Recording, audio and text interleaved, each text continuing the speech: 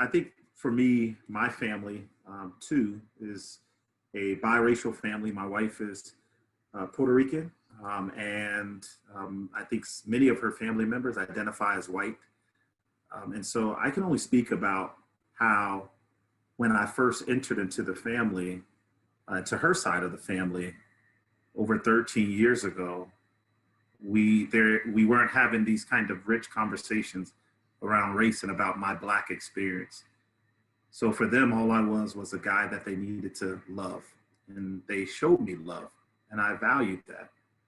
It wasn't until the Trayvon Martin experience, and it wasn't until we began to see a number of Black men die, where for me as a professor, the language that I began to use on social media and the language that I began to carry out in the Peace and Justice Institute, did there appear a deep line and a deep divide in where my family and I were, in contrast to where my wife's family sits even to this day. My wife chose not to be on this podcast, and I'm probably going to get in trouble for outing what has been my experience.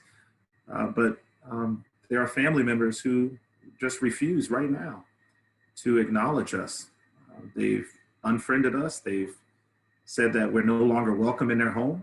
They have ostracized my wife.